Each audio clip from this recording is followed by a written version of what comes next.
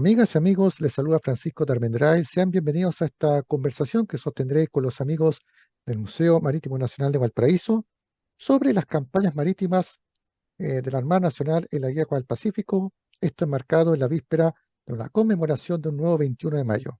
Junto a mí está el profesor Marco Fernández Ariasola, quien es jefe del Departamento de Museología del Museo Marítimo Nacional que está en Valparaíso. ¿Cómo está, profesor? Muy bien, Francisco. Gusto saludarte nuevamente y muchas gracias por invitarme a participar en esta entretenida actividad, estas cápsulas que tú ya nos tienes bien acostumbrados. Muchas gracias por su tiempo, profesor, y también extender mis agradecimientos al museo por esta instancia de dar a conocer este importante capítulo de nuestra historia nacional, que siempre se aborda los 21 de mayo, pero que es necesario abordar también todo el año, ¿verdad? Porque es un hecho trascendental en nuestro patrimonio. Profesor, siempre se habla del combate naval de Iquique, de Punta Gruesa el 21 de mayo, pero hay que considerar algunos antecedentes, que hacer un contexto de lo que fue este importante hecho, que tiene relación con las campañas marítimas de la Guerra del Pacífico. Pero antes, ¿nos pudiera precisar, si es posible, cuál era el estado de la Escuadra Nacional previo al conflicto? Mira, bueno, qué bueno que me estás preguntando y pidiendo hacer algunas precisiones, porque para partir hay que dejar en claro de que en esa época, un año antes para ser más exacto, la guerra estuvo a punto con Argentina. La guerra del Pacífico, o llamada también guerra del Salitre, fue algo que surgió de repente, no está planificada, porque Bolivia, al no respetar un tratado en el cual se había comprometido con Chile a no aumentar el valor del salitre exportado por el puerto de Antofagasta, esto gatilló de que Chile presionara el respeto, no pasara ya el tratado, mandando dos buques blindado blanco con la Magallanes para decirle a los bolivianos, oiga, nosotros no nos vamos a quedar quietos porque ese territorio a ustedes se lo entregamos por un tratado, por lo tanto hay que respetarlo. Chile tenía una escuadra buena, diría yo, fundamentalmente basada en los dos grandes blindados, el blindado Cochrane y el Blanco Encalada, pero el resto de las naves era un poco surtida. Ya teníamos algunas corbetas, algunas lanchas, unas cañoneras, pero que por el tiempo y por la falta de recursos no se le había hecho un buen mantenimiento. Por lo tanto, pese a que tenía una escuadra superior a la peruana al inicio de la guerra, esta estaba un poco a mal traer porque no se le habían hecho las mantenciones y recordemos que en ese tiempo todavía en Chile no habían astilleros o no había un dique como el que existe en Talcahuano donde pudiera entrar a carenarse los dos principales buques, como que te lo dije, el blindado Cochrane y el Blanco Encalada. Profesor, es muy importante lo que está mencionando porque da un contexto y antecedente a lo que viene más adelante. ¿Y cuál era el estado de los otros buques? ¿Estaba la Esmeralda también, Virgen de la Covadonga? Sí. ¿Cómo estaban esos otros? Mira, haciendo un resumen, estaban los dos blindados ya mencionados, estaban las corbetas O'Higgins, Chacabuco, la corbeta Esmeralda, Laptao y la Virgen de la Covadonga, y unas pequeñas lanchas torpederas que principalmente se usaron posteriormente en el bloqueo del Callao. Yéndome al detalle de la Covadonga y de la Esmeralda, eran las menos apropiadas principalmente por lo que te decía antes, de que no estaban los recursos y no se habían preocupado de hacerle una mantención a la Esmeralda principalmente en el tema de sus calderas. Tanto así que cuando comienza la guerra del Pacífico es rearmada rápidamente, al igual que la Covadonga, y se mandan para bloquear el puerto en ese entonces peruano de Iquique, y esa es la razón por la cual quedan en Iquique y no van con el grueso de la escuadra a tratar de sorprender a la escuadra peruana al Callao, principalmente por el mal estado de las calderas y que esto llevaba a que tenían un desplazamiento muy lento, no más allá de 4 nudos. Así es, profesor. Y bueno, llegamos al año 1879, año que se inicia este conflicto que involucra a Chile contra esta alianza Perú-Boliviana. Después Perú queda solo en la guerra. Y las primeras acciones, ¿cuándo se dan, profesor? Entiendo que en abril la Escuadra Nacional, Sí, parte de la Escuadra Nacional bloquea Iquique. Entiendo que el 5 de abril, ¿verdad? Y sí, pero no te olvides primero lo que te decía hace un rato atrás, de que cuando los bolivianos dicen de que van a rematar los bienes de la compañía salitrera y de ferrocarriles de Antofagasta, el gobierno envía rápidamente a estos dos primeros buques, la Magallanes y el Blindado, y ellos bloquean y descienden tropas el mismo día en que se iba a realizar esta subasta, este remate, que era el 14 de ¿cierto? febrero. O sea, si vamos a lo que pasó realmente, la primera acción naval de la Guerra del Pacífico fue evitar que se remataran los bienes de la salitrera y tomar con tropa de desembarco del ejército Antofagasta. Profesor, Luego disculpe, de eso, lo siguiente es el inicio del bloqueo de Iquique con la respectiva declaración de guerra. Esto fue el 5 de abril. profesor, disculpe, con respecto a Antofagasta, ¿cuánta población chilena tenía en ese minuto el puerto? Mira, estamos hablando, en este momento no recuerdo la cifra exacta, pero se habla de que sobre el 80% de la población que vivía en Antofagasta era chilena. Boliviana no era ni el 5% porque habían ingleses, habían norteamericanos, habían peruanos, argentinos, principalmente por el tema de la explotación del salitre. Pero la población mayoritariamente era chilena, e igual que los capitales. Claro, esa acción fue fundamental justamente en lo que respecta a acciones prácticas en el marco de inicio de este conflicto. Cuéntanos, profesor, sobre la ocupación por parte de las cuadras de Iquique. ¿Cómo fue esa operación? Bueno, una vez declarada la guerra, el 5 de abril, el almirante William Rebolledo, que era el comandante en jefe de la escuadra, decide bloquear Iquique principalmente, resumiendo al máximo, por dos temas fundamentales. Uno, de que en ese tiempo Iquique era el principal puerto peruano exportador del salitre. Por lo tanto, el almirante William Rebolledo pensó que al bloquear Iquique, al cortar el flujo de dinero que le podía llegar por el salitre, iba a llevar a que la escuadra peruana rápidamente iba a reaccionar para levantar el bloqueo mandando a su escuadra. Ese fue el primer punto a considerar por el almirante William Robillo. Y el segundo punto importante, y se le acusó mucho, de hecho tú lees los libros, los libros de historia, y la pidan al almirante William Robillo por no haber expedicionado rápidamente sobre el Callao.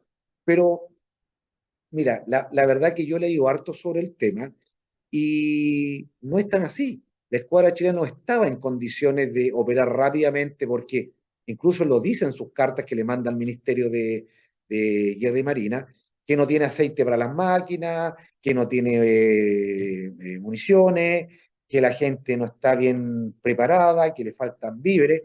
Por lo tanto, es bien simple que él no podía, aunque se lo estuvieran ordenando, expedicionar inmediatamente sobre el Callao. Por lo tanto, esos fueron los dos principales puntos que llevaron al almirante Williams a mantener y decretar el bloqueo de Iquique, que sí es cierto, fue un poco inútil, tanto así que la opinión pública lo llevó, lo presionó para acometer esta expedición sobre el Callao, que zarpa de Iquique el 16 de mayo y deja a la Esmeralda y a la Covadonga bloqueando Iquique. Profesor, y entiendo que el oficial que estuvo a cargo de notificar en el puerto sobre este bloqueo era Arturo Prat, ¿cierto? Sí, correcto, correcto. Efectivamente. Cosas de la historia. Mira, y es muy bueno el alcance que tú haces, Francisco, porque Arturo Prat, cuando se inicia la guerra del Pacífico, él no tenía mando de buque. Él venía llegando de una comisión de agente confidencial en Montevideo para ver el tema armamentista de los argentinos, porque como le dije al principio, la guerra estaba más cerca con Argentina que con Perú y Bolivia. Cuando él llega a Chile, vuelve a Valparaíso, se encuentra que la escuadra no estaba. Por lo tanto, él no asume mando de buque ni tampoco es embarcado. Por lo tanto, se queda en tierra hasta que el gobierno le pide un ayudante para el ministro de Guerra en campaña, que era el señor Rafael Sotomayor, y la Marina le pone a su disposición al comandante Prat. Ambos abogados sellaron muy bien de un principio. Él cumple la orden de notificar el bloqueo de Iquique y posteriormente, cuando él realiza esto, vuelve al paraíso y él toma el mando de la Covadonga, que está prácticamente aquí como pontón, o sea, como una bodega flotante, y él la prepara, él adiestra a la gente y parte en la Covadonga desde Valparaíso a Iquique, y ahí se produce toda esta serie de cambios de mando en los buques previo al zarpe de la escuadra hacia el Callao. Así es, profesor. Queda entonces Esmeralda al mando de Arturo Prat Chacón y la Correcto, Covadonga al mando de Cantos Condel de la ASA. de la ASA, así es. Y ellos quedan a cargo del bloqueo posterior al 16 de mayo. Y el grueso de la escuadra Exactamente. parte hacia el Callao, o sea, blindado Cochrane, el Blanco Encalada, ¿cuál otro buque más? La O'Higgins, la Chacabuco y la Magallanes. Para hacer un ataque sorpresa al puerto peruano. Correcto. Pero, profesor, bueno, cosa de la historia, uno puede juzgar, ¿no es cierto? En paralelo, estaban sucediendo cosas en Perú, ¿cierto? Por parte Así de la Armada es. peruana. Si nos pudiera contar, por favor. Sí, mira, bueno, en Perú la cosa también, esto de la guerra no, como que no era muy bien entendida, y también cuando se supo de que la escuadra chilena estaba bloqueando Iquique, los peruanos no les gustó, por lo tanto, también ellos exigieron medidas inmediatas para levantar el bloqueo del Callao, pero los peruanos tenían a sus dos principales naves, que era la fragata blindada Independencia y el blindado Huáscar, los tenían desarmados, lo tenían con su maquinaria mala, por lo tanto, todo este periodo que la escuadra chilena se dedicó a bloquear Iquique, los peruanos la usaron para poner en pie su escuadra y zarpan del Callao, llegan a Arica, y en Arica se enteran de que la escuadra chilena había zarpado con rumbo norte, y el presidente Prado, que era el presidente que estaba dirigiendo la campaña, decide rápidamente expedicionar desde Arica a Iquique con una finalidad que muy pocos chilenos saben. Muchos hablan del martirio, el sacrificio de Arturo Prat, pero muy poca gente sabe, Francisco, de que el plan de los peruanos era tomar Iquique, levantar el bloqueo, capturar o hundir a las naves chilenas y posteriormente seguir hacia el sur, porque se sabía que venía un convoy con transportes de tropas chilenas. Por lo tanto, era tomar también las tropas chilenas y destruir la bomba resacadora de agua que se había montado en Antofagasta, porque tú sabes que ahí se estaba concentrando el ejército que posteriormente iba a operar sobre el territorio peruano. Por lo tanto, lo que hizo Prat y Condel, en tanto en el combate naval de Iquique y de Punta Gruesa, de atrasar la expedición y también hundir o hacer varar y posteriormente hundir a la fragata blindada Independencia, hizo que este transporte pudiera llegar sin novedad al puerto de Antofagasta. O sea, si tú me preguntas a mí, tanto en Iquique como en Punta Gruesa, el destino de la guerra ya se inclinó favorablemente para Chile con la pérdida de la independencia, que era más moderna, más poderosa, mejor artillada que el Huáscar. Efectivamente, profesor, eso ya vamos a entrar en detalle. Estamos en la semana del 16 de mayo, ya mencionamos lo que sucedió, partió en el Callao. ¿Qué pasa el 20 de mayo, profesor? La noche del 20 de mayo se reúnen, ¿no es cierto?, las tripulaciones respectivas en la Esmeralda, en la Covadonga, en Iquique. ¿Nos podría contar un poco del ambiente previo a esta Sí, gloriosa mira, jornada del bueno, 21? la verdad que cualquier bloqueo,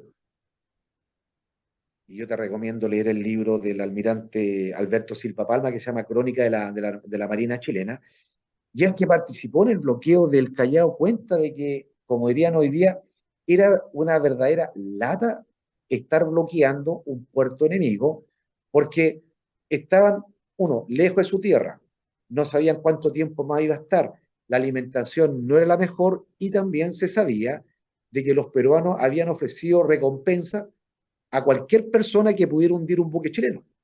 Por lo tanto, el buque permanentemente estaban sobre sus máquinas, o sea, estaban con su motor andando, para que la gente lo entienda bien, con guardias permanentes para ver que no les lanzaran ningún torpedo, porque en ese tiempo ya existían los torpedos, y pese a todo eso se hacía lo que se hace hasta el día de hoy, que es la vida de cámara, donde los oficiales tienen su cámara, los sargentos tienen su cámara, donde se toman su café, donde conversaban, donde hablaban de su familia.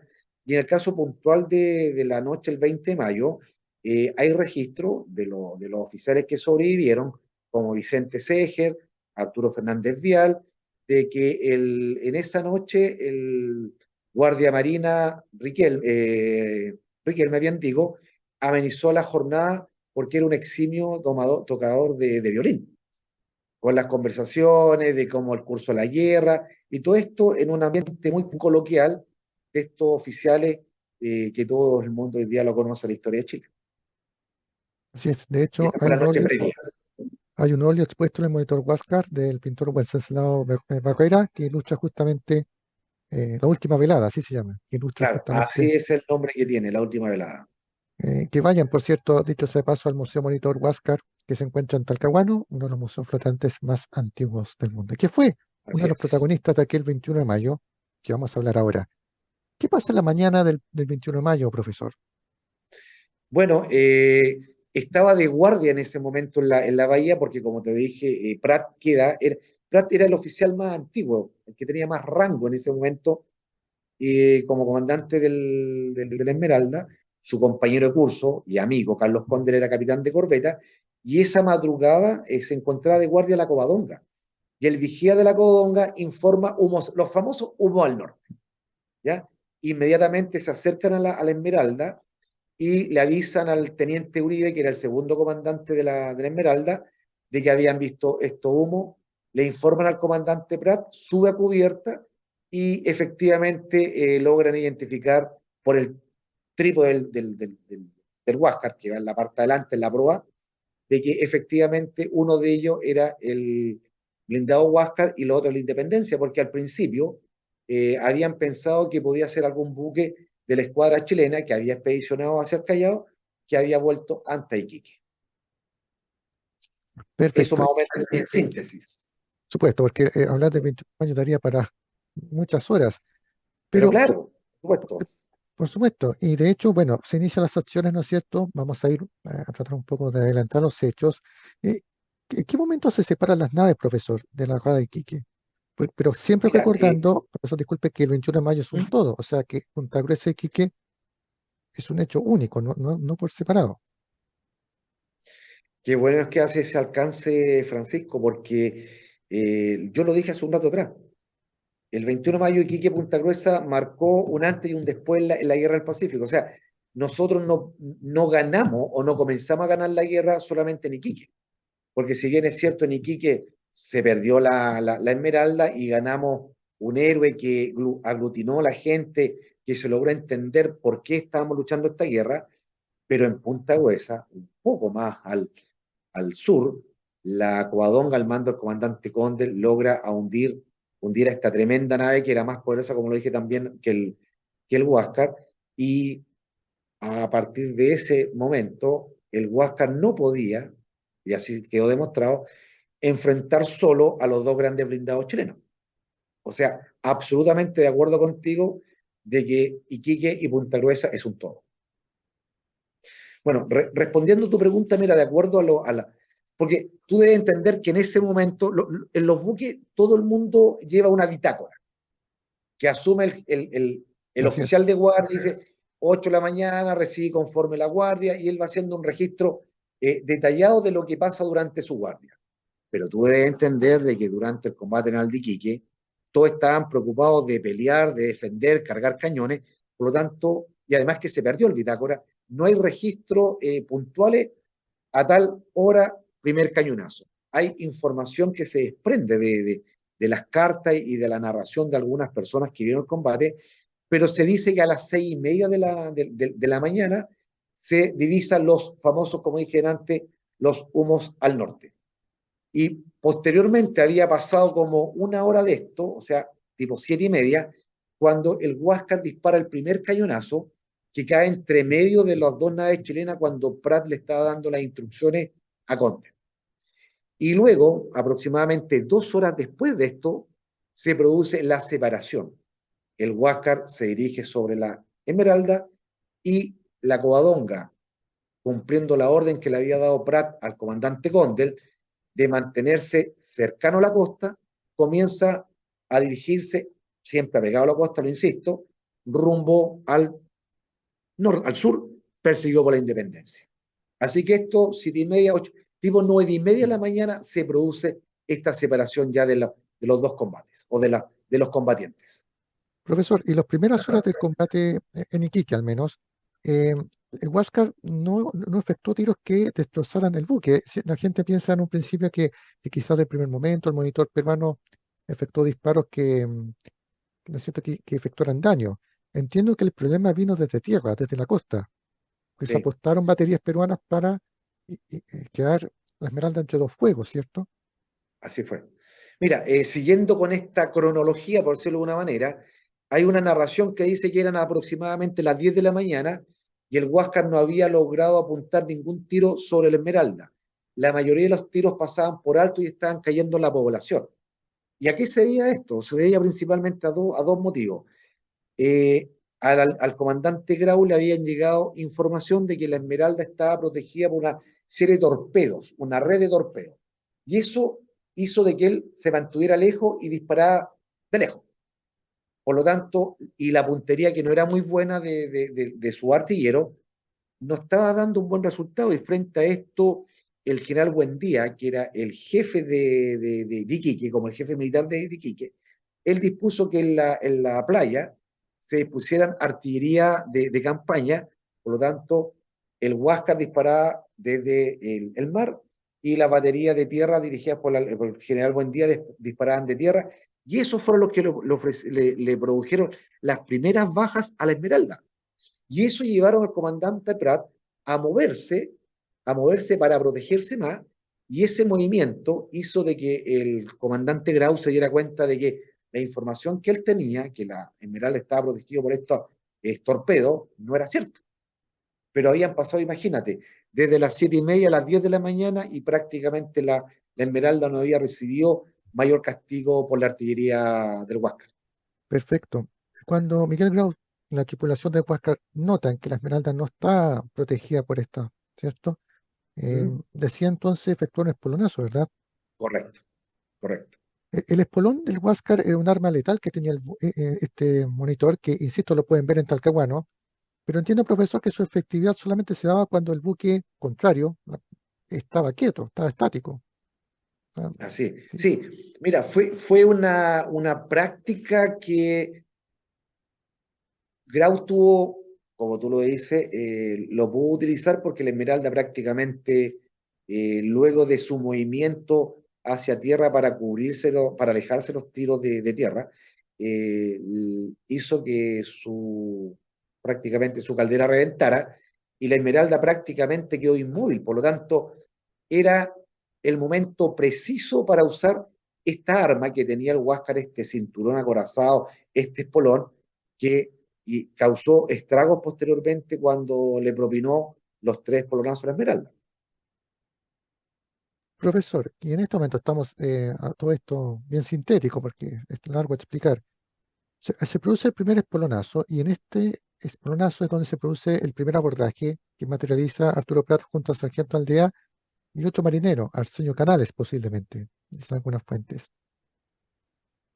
Sí, mira, siguiendo con esta cronología, aproximadamente a las 11:30 de la mañana, se produce el primer espolonazo del Huáscar, cuando se da cuenta el comandante Grau de que podía atacarla, que no iba a sufrir, no iba a sufrir mayores consecuencias al tener esta cintura, esta red de torpedo. ¿Ya? Y Pratt, al verla a sus pies prácticamente la cubierta del Huáscar, él da la orden y justamente es seguido por dos integrantes de la artillería de Marina, el sargento Juan de Dios Aldea y el soldado Arsenio Canave. Ellos son los dos que saltaron porque durante mucho tiempo se decía que uno de ellos era el marinero Francisco Uribe, Ugarte, perdón, pero eso ya se hizo un estudio y comprobamos que efectivamente era el soldado Canave. Pratt camina rápidamente en dirección a la torre con el fin de imposibilitar el movimiento del buque. Ahí está el comandante Grau, y en su trayecto recibe un balazo en el vientre y otro en la cabeza que le causa la muerte, al igual que a Canave, pero el sargento Aldea queda gravemente herido, no muere a bordo del Huáscar. Eso fue en el primer espolonazo. Luego rápidamente se retira el Huáscar del costado de la Esmeralda, espera un tiempo como que los chilenos se rindieran, pero mientras ocurría esto, el Esmeralda, el teniente Uribe, que había asumido en reemplazo de Prat como comandante de la Esmeralda, realiza una junta de oficiales y todos los oficiales estuvieron con lo que Prat le había dispuesto. Mantener el combate hasta las últimas consecuencias. No olvidemos de que incluso el teniente Serrano, con más de 12 hombres, intenta un segundo espolonaje, después del segundo espolonaje, un segundo abordaje. La mayoría de los marinos chilenos mueren en la cubierta del Huasca, el resto se tira al agua, y posteriormente ya durante el tercer espolonazo, aquí también algo muy digno de ser destacado, dos jóvenes, 17, 18 años, los guardiamarina Vicente Segers y su gran amigo, el guardiamarina Arturo Fernández Vial, su nombre tan conocido ahí en la zona de Concepción, izan una segunda bandera en el pico del Mesana de la Esmeralda para indicarle a los peruanos que los chilenos no se rendían. Y esto es un punto muy importante de destacar, y también lo vimos en Angamos posteriormente. Tú sabes, Francisco, que en ese tiempo si un buque arriaba su pabellón, el buque Así es. contrario, el buque enemigo, asumía que se había rendido, Ujú. y en ese tiempo el combate, imagínate, prácticamente uno encima del otro, era muy posible que las balas cortaran los cordelitos, las drisas de la bandera, y eso era sinónimo que la Esmeralda se había rendido. Para evitar eso, se hizo un segundo pabellón en el Pico del Mesana de la Esmeralda para indicarle a los peruanos que los chilenos no se rendían. Perfecto. Y con eso se cierra los gloriosos hechos de en Iquique al menos, pero en Punta Correcto. Arenas están sucediendo hechos muy importantes y eso vamos a conversar a continuación. Es un combate que quedó eclipsado, si se puede decir, con los Así sucesos de es. Iquique, pero como ya mencionamos, es un todo el 21 de mayo, ¿verdad? Bueno, mira, como lo vimos hace un rato atrás, se separa el combate entre el Huáscar y la Esmeralda. La Covadonga sale apegada por las costas de Iquique, y atrás de ella va la poderosa fragata blindada Independencia al mando del comandante Guillermo Moore, quien tenía una nave tremendamente poderosa, rápida, etcétera, y la lógica indicaría que él podía, por su velocidad, adelantarse a la nave chilena y haberla esperado fácilmente, pero trató de usar el espolón. Y en tres oportunidades trató de hundir a la Covadonga al espolón, y en el tercero se montó sobre una roca que no estaban en las cartas, y que solamente porque la Covadonga era menos profunda o calaba menos, logró pasar. De hecho, Condel sintió que su nave, cuando pasó sobre la roca, crujió, y dijo, aquí se jodieron, porque sabía que la Independencia de mayor calado no iba a pasar por. Incluso al comandante Moore le llama la atención de que la Covadonga se da la vuelta y lo espera una vez que se monta sobre la roca, y le empieza a disparar hasta que ellos izan la bandera de rendición, lo que incluso es posteriormente negado por el comandante Moore en su parte a la Comandancia General de Marina peruana. Aquí también hay que ser muy claro, Francisco, en decir de que la mala puntería de los artilleros de la Independencia, sobre todo los que manejaban el cañón de proa, exasperó al comandante Moore.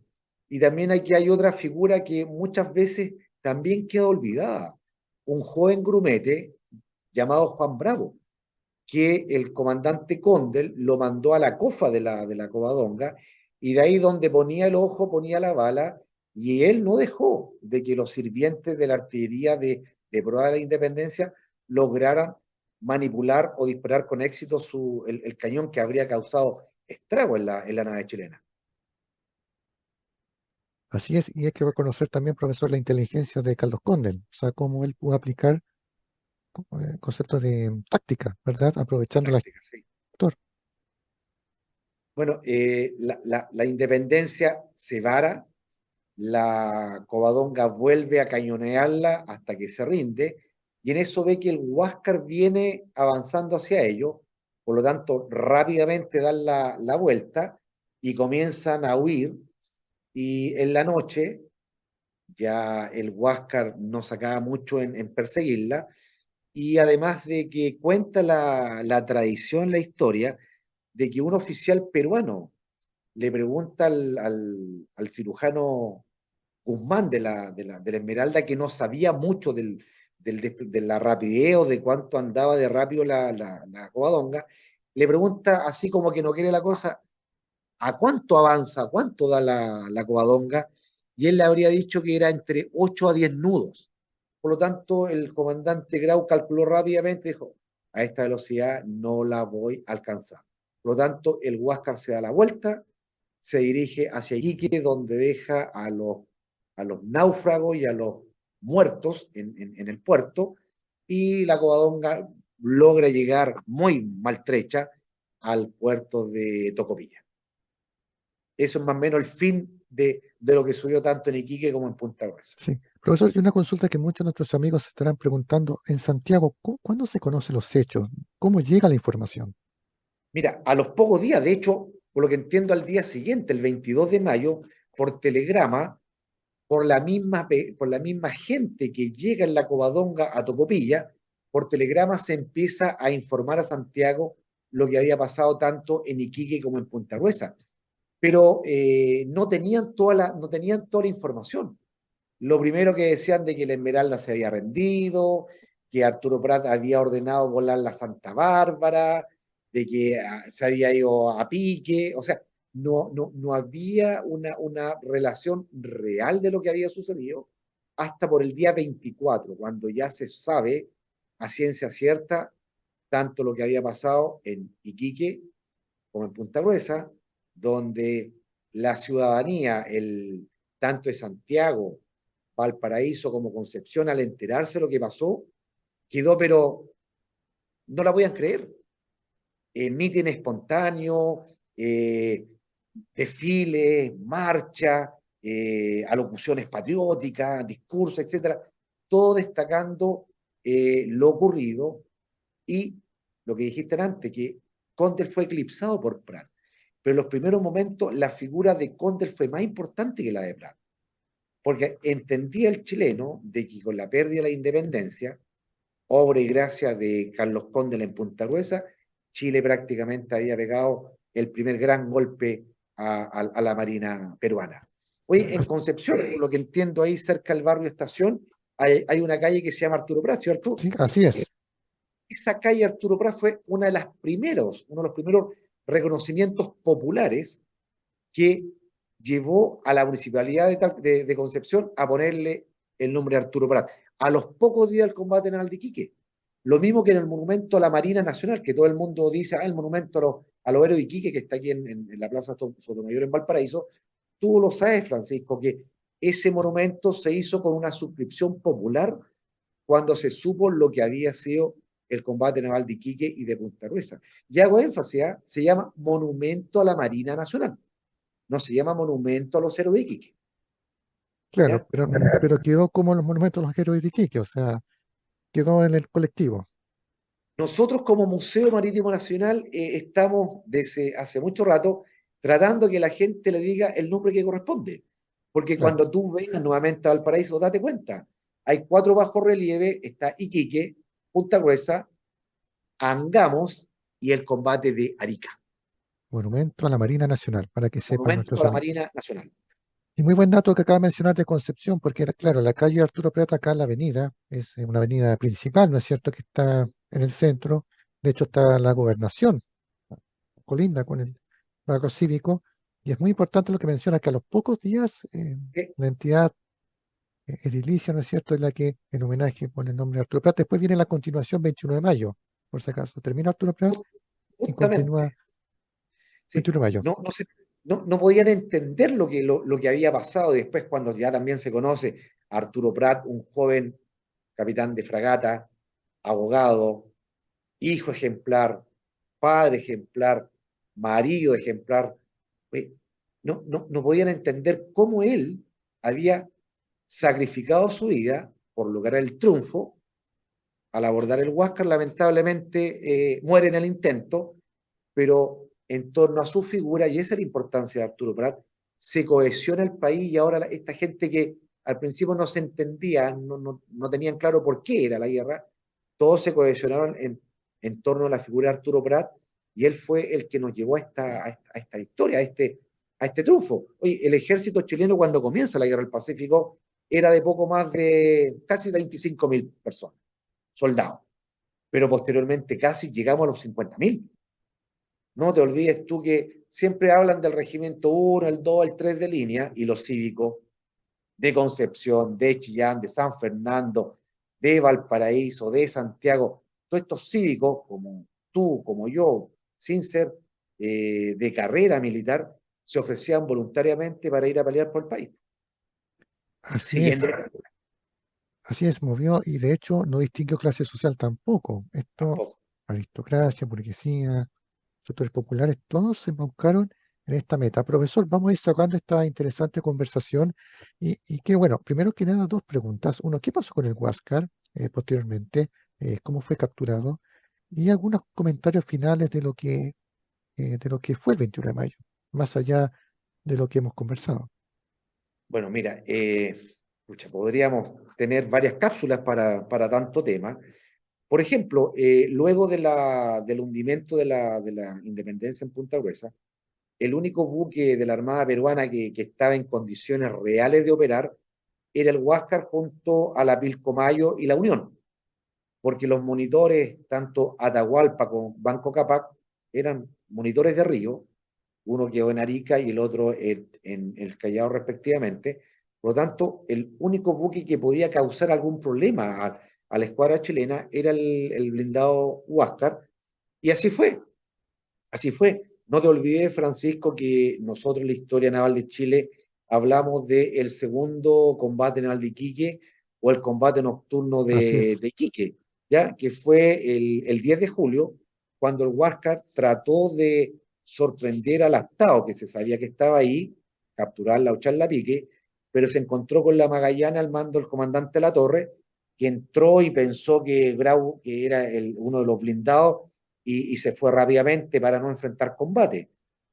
Posteriormente, el Huáscar tiene un triunfo, pero brillante, al capturar el día 23 de julio 79 al transporte Rímac, que fue un golpe muy, muy duro para Chile, porque capturó a un regimiento completo,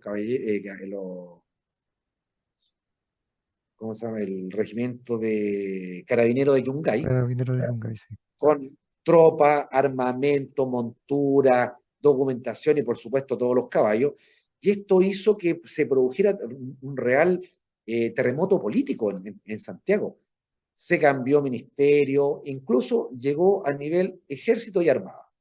Y una de estas medidas, estoy contando rápidamente, fue el cambio del comandante en jefe de la escuadra y el almirante William Rebolledo por el comandante Galvarino Riveros.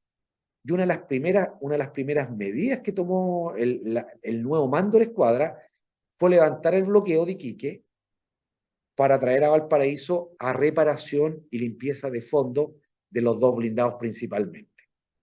Uno fue hecho en Valparaíso, el Cochrane, y el otro el Blanco en Mejillones, y luego de esto, a fines de septiembre, las dos naves capitales de la escuadra quedan en condiciones de operar bien, porque estaban con nuevas calderas, estaban con los cascos limpios, y la misión fue capturar el Huáscar. Y esa era la tarea fundamental de la escuadra, que se divide en dos divisiones, una rápida y otra lenta, y que se dispone de un plan que fue aprobado por el ministro de Guerra en campaña, don Rafael Sotomayor, y esto lo llevan a la práctica el 8 de octubre del año 1879, ahí en la batalla naval de Angamos.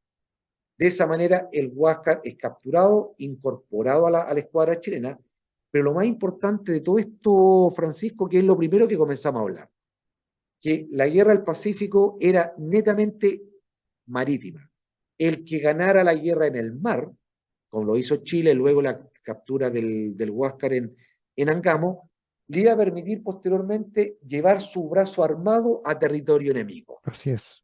y no perdamos de vista, ¿eh?, que una vez que Chile asegure el dominio del mar, parte esta tremenda expedición por mar que desembarca en Pisagua el 2 de noviembre. O sea, en menos de un mes, la proyección marítima la llevamos a tierra y ahí ya al poco tiempo estamos escuchando del combate de Tarapacá, de Campo La Alianza, de Dolores, Chorrillo, Miraflores, y fue porque la Armada pudo asegurar el dominio del mar. Así es, profesor. Y así se inicia, bueno, de hecho continuaron algunos otros enfrentamientos por si acaso a nivel naval, ¿ah? Pero Sí, estamos efectuando una síntesis en honor al tiempo. al tiempo, correcto. Profesor, y finalmente, si quisiera compartir algunas reflexiones sobre el 21 de mayo, sobre lo que efectuó Prat, ¿qué ejemplo puede dar al presente, verdad? Mira, qué bueno tu pregunta. Mira, para mí Prat es el ejemplo de muchas cosas que lamentablemente hoy día, la probidad, por ejemplo, el ser correcto, el predicar con el ejemplo, como yo se lo digo a mi hijo. Arturo Prat, tú sabes que cuando vuelve de su comisión a Argentina, devuelve el viático que no había gastado. Prat, antes de la Guerra del Pacífico, hace clases en un colegio de obreros, un colegio nocturno allí en Valparaíso, sin cobrar ni un peso. Prat en sus cartas dice que para él el ser correcto, el decir y hacer para él era tremendamente importante. Prat cuando dice en su famosa arenga, esa bandera flameará en su lugar, la bandera se mantiene. Prat no salta al Huáscar para tener una muerte gloriosa.